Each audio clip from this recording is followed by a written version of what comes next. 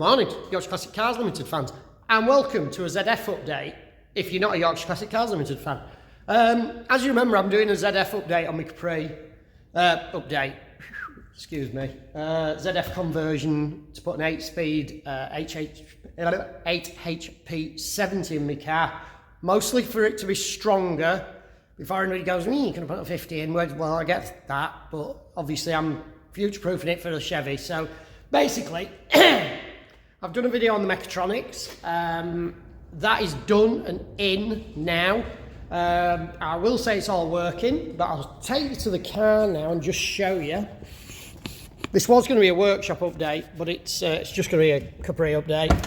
So, please excuse the mess, because basically I had to walk away from this the other day and get on with some proper work. I was basically tootling along while I was waiting for paint to dry and glue to dry and welding and blah, blah, blah. But now the TCU is in, the Lamic. Okay, it's mounted here. I'm hoping that's going to be all right.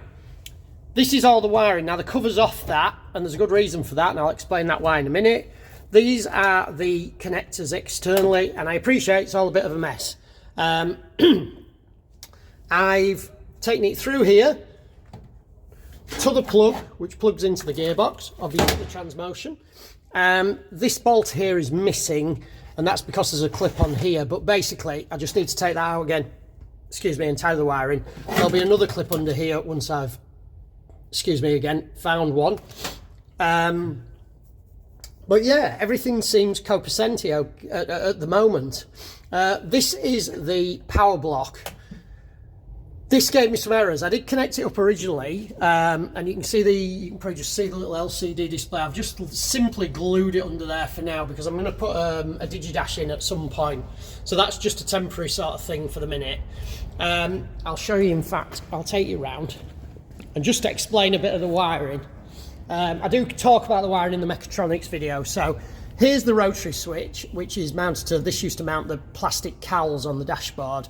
And as you can see, it's the other half of the indicator switch, which I think I may have broken, but there you go. So this is the rotary setting switch. So that takes you from different programs, P1 to P8.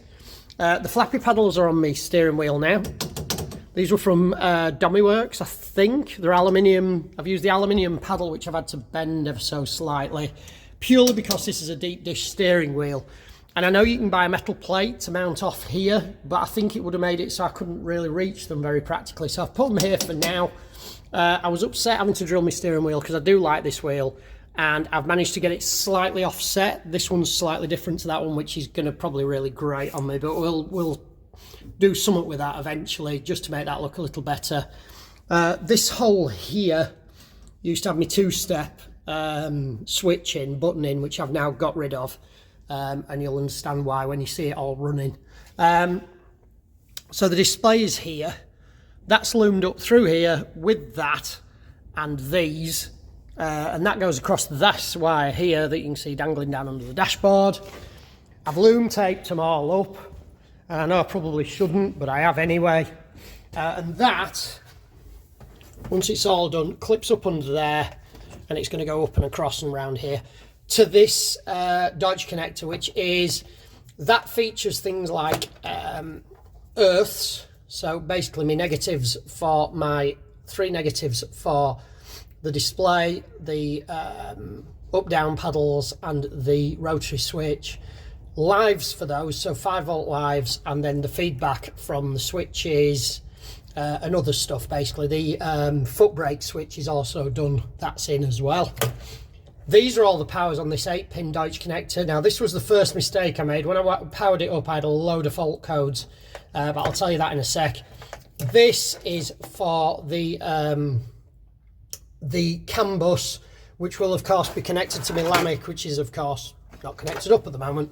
That pin was just to check which was the power pin, so I could connect it into the power relay that powers all the ECUs and things here. I've built this little tiny subloom here. This relay, that relay there has nothing to do with this. That's for drive-by-wire. This one is going to this wire here, which goes all the way down to the back of the car. where I have a big transmission cooler and an electric cooling fan operated by the Lammic, so that will come on at a temperature that's specified by the Lammic. I hope, because the instructions aren't what you class as clear in the instructions. I did have to ask if that was a switched earth that came out of here, and I hadn't run a connection for it, hence why this is off again. Now then, so when I first powered it up, and I will do that for you in a sec, when I first powered it up, you get your error codes through here, and there was probably about 10 of them, and it was just cycling error codes, and I knew there'd be some because obviously the gearbox wasn't plugged in, so the gearbox plug wasn't plugged into the mechatronics. So I plugged that in the other morning, hence why it's up on axle stands, and basically it still cycled quite a few codes, the main one being error 13, which turns out to be an earth from the TCU.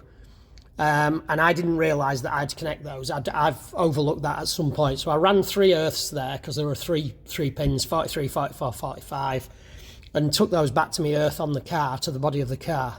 That got rid of lots and lots and lots of the codes. In fact, it left one code, which was error 33, which is CAN bus. So basically, because the CAN bus isn't connected, that error is there, and it's still there. I'll show you that in a sec.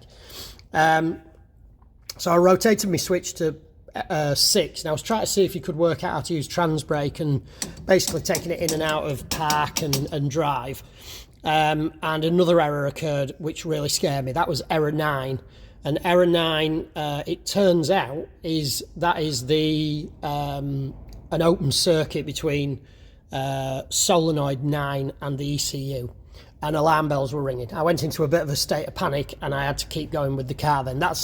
I was supposed to stop with it at 9 AM, and I just carried on for another hour because I can't walk away from an error like that. The big issue there was I thought I was going to end up having to take the mechatronics out, and trust me, when you see the video, I put 2 tubes of potting compound in there. There is no way you're getting back into that PCB. As it turned out, there was a bent pin in the ECU plug, and that was it. And it was making an intermittent connection. So basically, I replaced that pin, put it all back together, and everything worked. So what I'll do is I'll cycle it up and show you now. So yeah, if we put the power on, I've connected the battery, hence the green glow. There is a permanent live to the ECU. So you can probably over yonder see a big fuse. It should be somewhere in the middle of the screen, and a big thick cable there. That's the permanent live, excuse me. You then have an ignition live, which turns it on. Now it's saying oil because obviously there's no oil in it, so whether that's oil temperature or just oil missing. And then 33 is your CAN bus error because there's no CAN bus reading, because basically the link isn't in, and I haven't connected the CAN bus up, so even with the link in it wouldn't work because I haven't connected the CAN bus wires yet. Excuse me. I just have to locate which they are on the link plug and pair into them with some crimps, but I just haven't done that yet. So as you can see, it goes into park straight away. P1 is the code for the program code, so you can spool up through those right to number 8, back to number 1, and then as you press upshift, sorry, it goes into drive. Downshift takes you into neutral, and then if you press down and then up, it takes you into reverse, which makes me a lot happier than you would think, really, to be fair. It really is cool. I'm really impressed with that. One thing I found, I know I'm easily pleased, by the way. One thing I found is that the instructions, you really have to dig through them a little bit. So I want to use, obviously with this being sort of a drag and drive car, I want to be able to use trans brake and bump. Trans brake being particularly important with this being a ladder bar car, and I need to get that dig off the line. So I wasn't sure, if I take you back to the plug here, bit of stag under my feet there. If I take you back to this plug here, you see the twisted pairs for the CAN bus. Well, I also put spares in there for a CAN bus keypad, purely because I wasn't sure if I would need a button like me two-step button or anything like that to operate trans brake. Now, when I Googleized it, I did find on the actual Turbo Lammic page that it does explain how to program that in and how to use just the paddles for that. So it looks like, touching wood, No wood in here. Touch wood. That all I need are those flappy paddles, which is good because they were really blooming expensive. Would I like a gear shifter? Yes, I would. Would I like to pay the money for one? No, I would not. There is an offering on the market at the minute for one that's converted from a game thing with a little, it's got like a trans lockout and stuff like that, a reverse lockout and stuff like that, and I rather like it, I have to say. And I think they're about 300 quid, might be 300 Australian dollars. They're not very expensive compared to the DCT. But are they going to be good enough? Are they going to last? You know, the DCT it's specifically made for the job. So I don't know. Maybe before it's finished, I'll put one in. But I do quite like the idea of sort of drag racing with the flappy paddles. But yeah, so that's where we're at the minute. So basically, the only thing stopping the car running again and testing the gearbox is the drive-by-wire situation I haven't done on the car yet. The oil return for the turbo, which is dangling about under the car but just needs connecting up, and it's a pain in the backside laid under it doing it, so I'm going to do it on the ramp. And oil in the gearbox. Now, if you know what oil would be best for the sort of psychedelic treatment I'm going to give this gearbox, I appreciate this car is quite light. It's about £2,800, something like that, £3,000 American, 1,200 kilos probably, maybe a little more. I'm going to be using trans brake, but it's going to be a drag and drive car, so I want to be able to use it on the street. I want to be able to use it on the strip.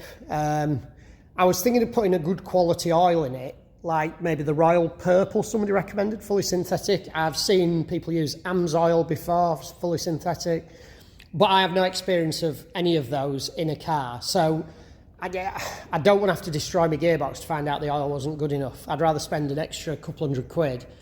Whichever oil I use, I'm going to put it in, run it for 6 months, maybe a year, and then drain it out and see what it looks like.